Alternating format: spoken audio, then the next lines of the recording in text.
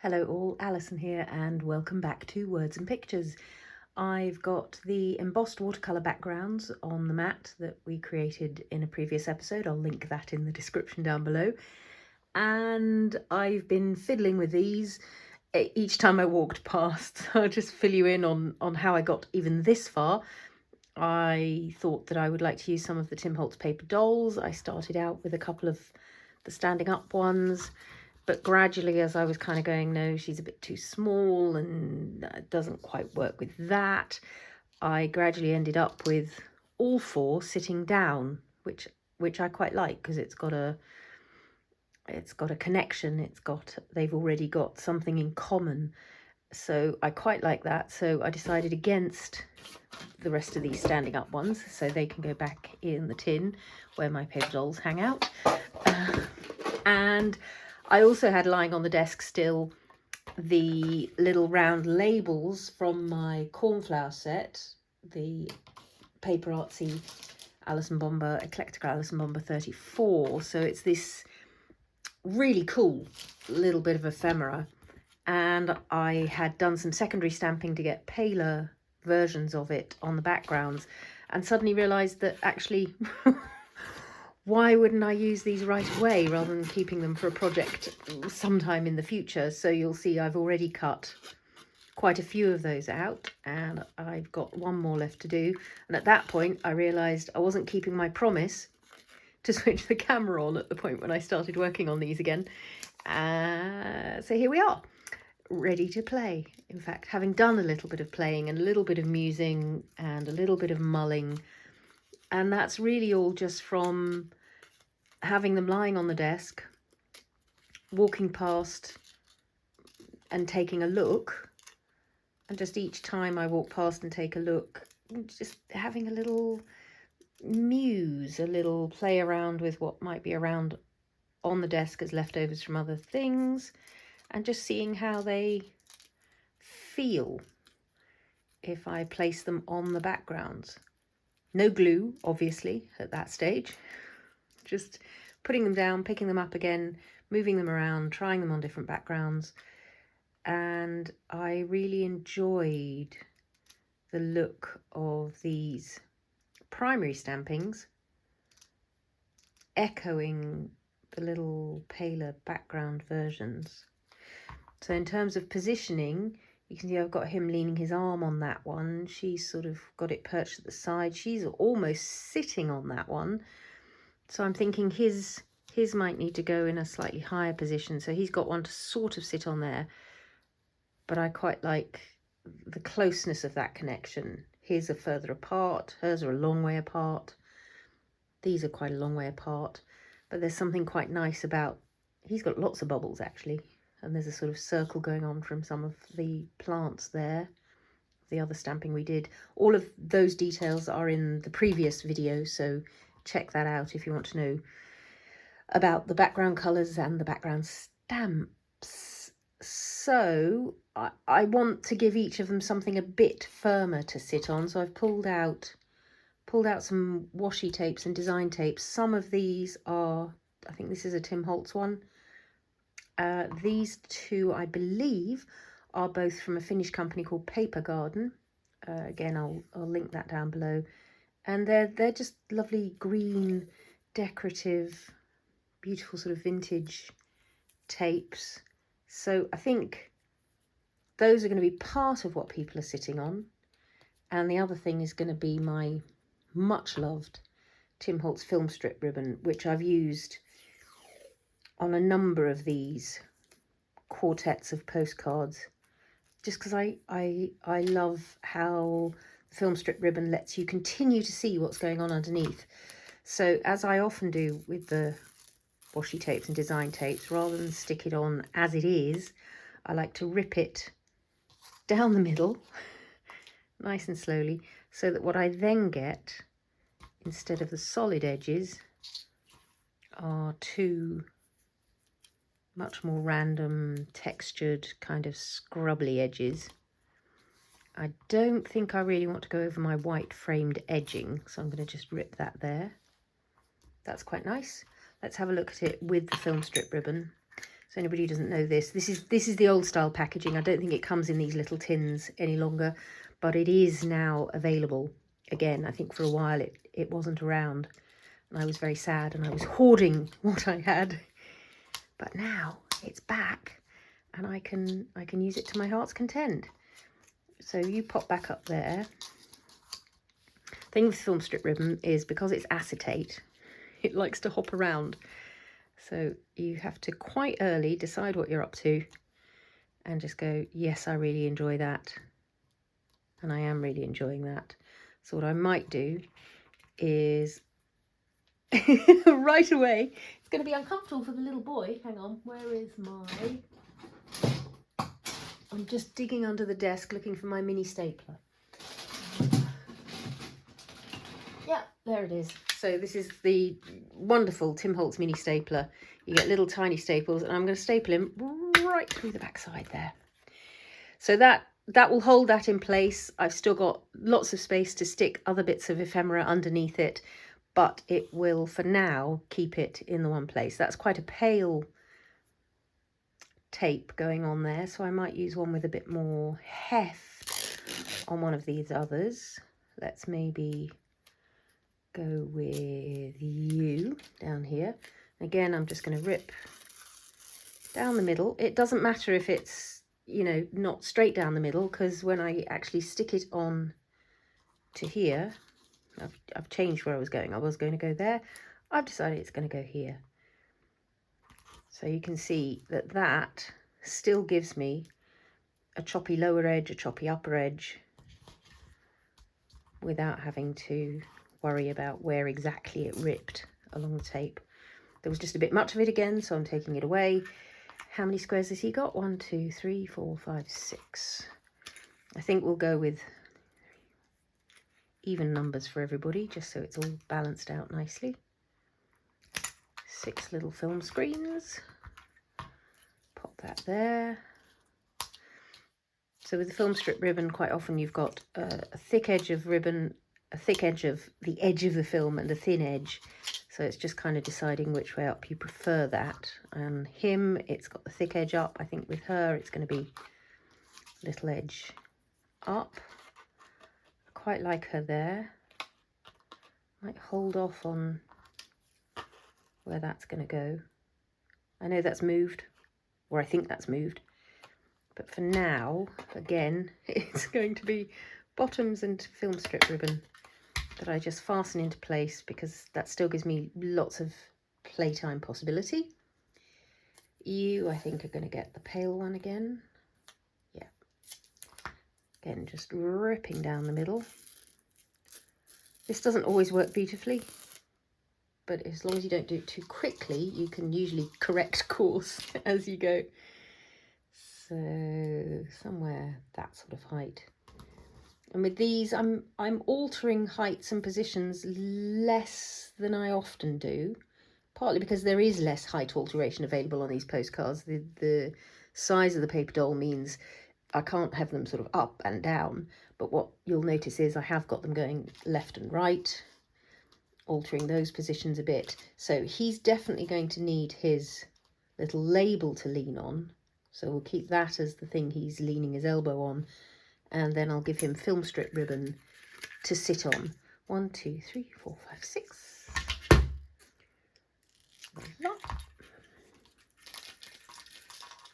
Thanks for that. It's got a mind of its own. See what I mean about acetate being springy. So, do we want this under? That's quite cool. This is what I mean about you can see through the film strip ribbon. You don't lose any of the loveliness that you've created behind. Or it could go over the top. Can't quite decide. You sit there so I can see what that looks like, if it's under, if it's over. I think it's going to make a bit more sense over. Because if that was behind there, his elbow is forward of his bottom. He needs the thing he's leaning on to be forward of the thing he's sitting on. How much logic is there in that? Given everything's in 2 dimensions. But this is the way my brain works. It wants to have a little bit of logic to it. And you can see his feet are coming off into my white frame. I'm not quite comfortable with that, so I'm going to move all of him and the film strip ribbon up. Yeah, right up, so that I get, oh, now I've got a little bit of white embossing showing underneath, which I like. So again, whilst holding that, grab the stapler, try not to staple my thumb. That one's gone through his thigh rather than his buttock, so that's a little friendlier. Maybe, I don't know, maybe it's no friendlier to do that to somebody. And so we've got light and light and dark and dark. So let's give you, ooh, look at that on there.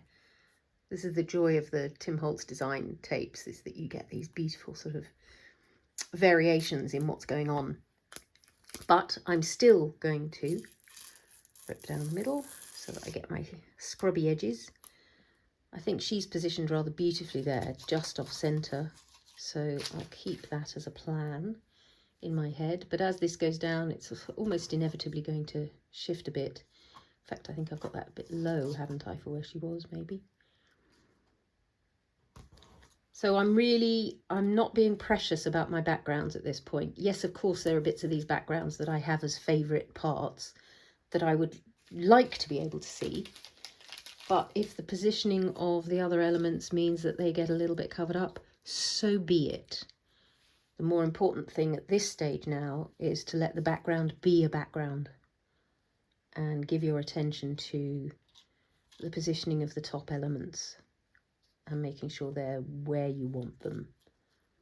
So I don't want her too far over to the right because that's going to be too close to what he's doing. And I'm just also taking a little look at what's showing through the ring here. Quite like having a little bit of that wordy stuff, but I also quite like having a little bit of those plants. So now she is she is quite close to where he is. So what happens if I take her even further over so that she's not, no, that's no good. Back to the middle with you. So I think we might be foregoing having a little bit of the vine showing, or here's an idea. I've still got the vine stamp here. I could just put a little bit of extra vine right where I happen to want it. And it'll be a cheat because it won't quite be growing out of the other one. But it'll get me, ha ha ha, in my ring there, a little bit of vine showing. There you go. Solved. Up you go a little bit because your feet are dangling off into the frame. Perfect. So you can, if there's a thing that your brain is saying, oh, I'd really like if that could happen, and it's not happening, there's almost always a way to make it happen, or if not quite the thing, then something similar. 1, 2, 3, 4, 5, 6. Little snip. And that's going to go, I think we'll go thin side up with that one. Put the thick edge going downwards. She sat there. That's got my word and my vine in it. Her feet are not dangling off the edge. Grab it in position. Grab the stapler. Oh, not quite long enough to reach, so I go for a horizontal version. That'll be even subtler. And that's not through any part of her limbs. That's through her dress. So she got off lightly. Lucky girl. Very good. So that's film strip ribbon. That's those. I had thought that I might put a little bit of scrubby thread here because I quite like the effect of that. It gives you a bit of random movement, and because the paper dolls are not glued down yet, I can still tuck that behind. So let's have a look, see what kind of feeling that gives me. Yeah, maybe not. And the other thing I've been debating is whether they might each have a little sprig of, yeah, I think that's likely to be the thing that I want more than the cotton this time round. I don't think they need a double sprig. So I think you'll get something like that. You'll get something like that. What else have we got? So these are just picked and saved either on a forest walk or from the garden. I have a feeling these ones are from a forest walk, so I'm not sure what plant this is. Oodles of dried seed heads just hanging around the craft room, and I grab the ones that are appealing to me on that particular day. Yeah, I think I'm going to enjoy that more than I'm going to enjoy the thread today. You could of course have both, but I think I'm going to stick with slightly simpler collaging for today. I don't feel like today's a more is more day. It's a less is more day. Maybe that goes that side of him, in which case it'd be better if it was the taller one. Like so. That coming that side, that coming that side. Maybe that goes that side, in which case maybe that's better if that's the taller one. Oh no, that's covering her up. Yeah, quite enjoying that. And I might at this point, because I do quite like where all those circle frames are, I'm just going to get a little bit of glue behind those so that they don't go walkabout anymore. And you can see that that immediately gives us a security. It's another anchor point in the collaging that those are not going to go anywhere else now. That's decision made. Other things can still happen, but these are quite a prominent element. They're stamped in Hydrangea Archival ink, which is this sort of off purple. I don't know what else to call it. Off purple. And yeah, I felt it was too strong in the background as it was, but as a more focal element in a collage, that stronger ink is actually really quite pleasurable. I've got the usual suspects here. I've got some of the snippets, number strips, and there's quite a lot of purple goes on in these. So given we've got the purpley hydrangea thing, I might be able to use some of these purpley number strips. They're going to be random numbers and letters, and they're starting to tell me that some of these children might be studying chemistry. I've got no idea what's going on in that equation. Maybe it's how to fill a helium balloon. No idea. And who's working in what department? The reporting department. Could he work in the reporting department? I don't know. He seems a little young to be doing that. But he could be doing some map reading. That, for some reason, to me, looks like a sort of map reading, longitude and latitude going on there. So that's quite nice. They've each got one of those. And maybe we grab... Do you want another purple one? That's probably overdoing it a little bit, isn't it, if we had two purple ones? But what we could do is give you non-purple. Going in another direction. So it's just, again, this is balancing act. Do we want it behind his head? Not really, but I quite like it showing behind his shoulder there. And what did that one say? So we've got, oh, that's quite nice. So you've got a telephone and you've got a telephone. So there's clearly communication going on between at least two of them. Telephone, telephone, and one more neutral one for you. Maybe that's too hidden behind there. If it was this one, it would matter less that that's, yeah, that's good. And not enjoying how full on that font is there. It's too much stuff. So maybe yours is that one. Do love the writing on that. Now you're not stuck down, so I must be able to slide that behind you. There we go. Nice. So you can see up, down, up, down, up, down, left, right, all of that balancing act that I'm always engaged in. And then I'm just going to look at these tiny curator labels, which just give me such joy. I for some reason, when they came out, they just went, Alison, you're our target market. And now I just don't know what I would do without them. I know lots of people lay them out in albums so they can see them all at one go, but part of the joy for me is actually not knowing and then suddenly finding the right one. There's a hair that's got stapled down. I must be molting. And sometimes it's chance, and sometimes it's just looking and looking and looking and looking and going, there must be one the right colour or the right shape or the right size. And that can be time consuming, but I think there is something about spending time. There's something about musing and mulling and just looking that is when ideas and stories come to me, and you suddenly look at the right thing and you go, oh, and that's why that's the right one, because it tells me something else about this paper doll or this character. That's, you see now I've picked that one up twice. That's not actually a curator label, that's cut from a bit of design paper, but it's twice leapt to my hand, and usually I take that as a sign that that's the one I need to use.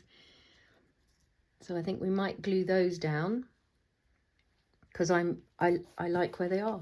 They're doing what I want them to do. Just giving that extra bit of detail, little touch of vintage presence.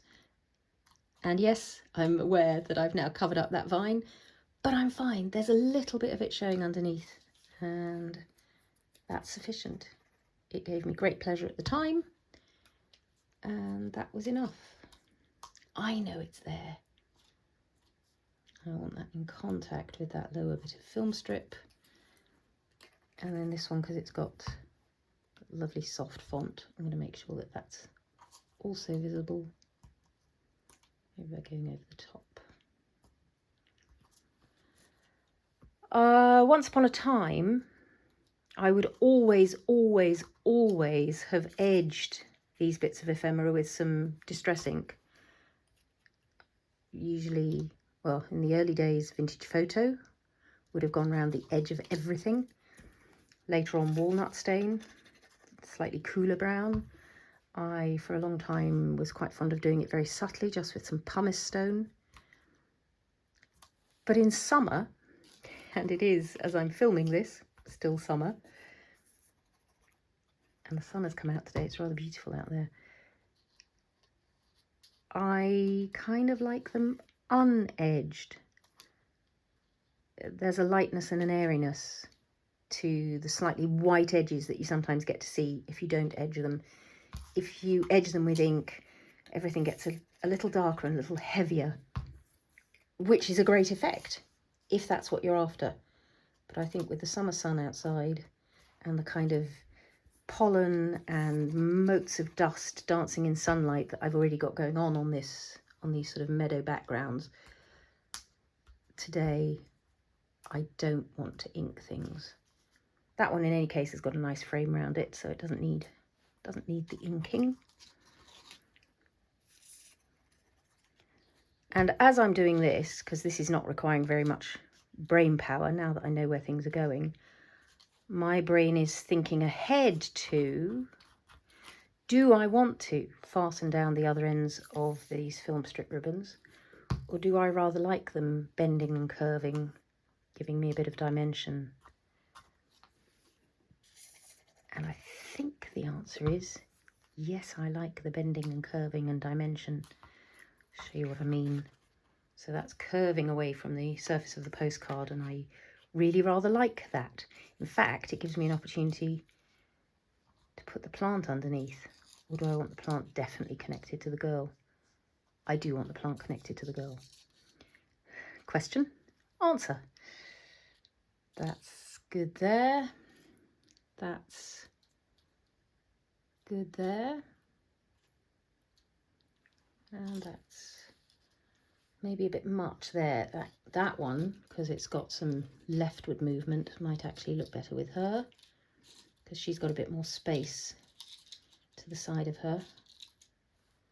And then you get the slightly subtler one, young man. Are you going to behave and lie down? So there are options for how we attach these. Could go with some glue, but I think since the stapler is out, the simplest might be just to get a little staple either side of, not going to reach on her. Will it reach on him? Yes, it will.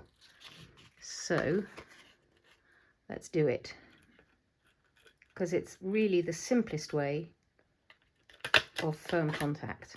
That's going nowhere, that little flower. Let's do the same here, because it will reach.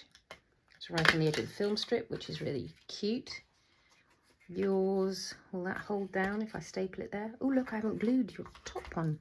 Sorry, didn't realise.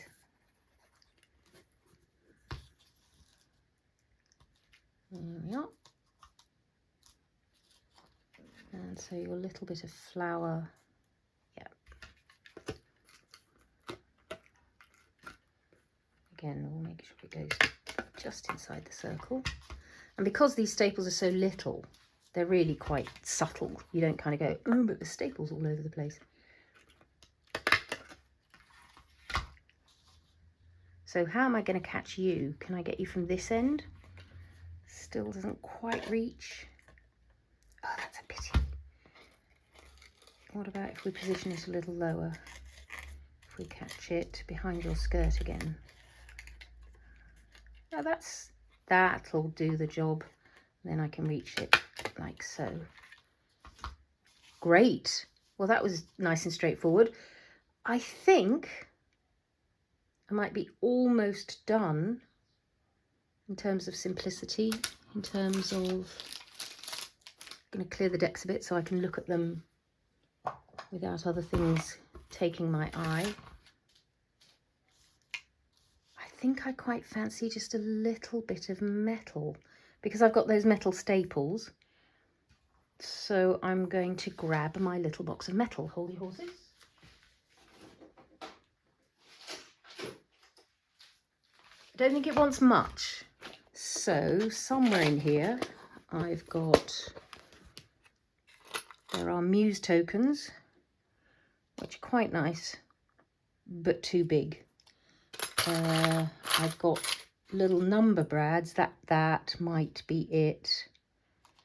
Have we got 4 of them? Yes, we have. And they're going to be quite random numbers. So some of these come from the Christmas sets, so for making advent calendars.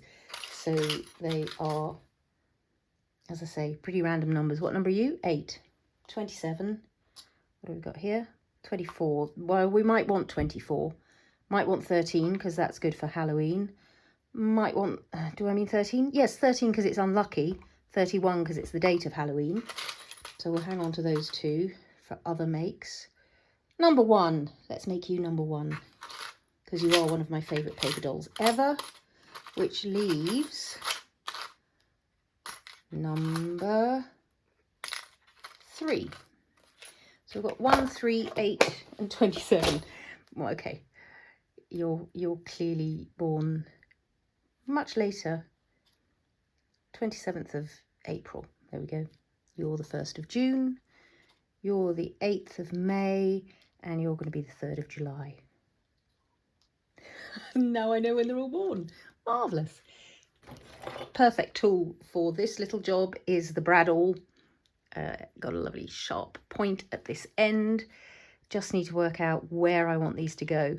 I sort of want his right in there, where all those staples are. Not because I'm shy of the staples. In fact, I quite like that it's going to draw attention to them. And then it just goes through. Little number brad. Fasten it on the back.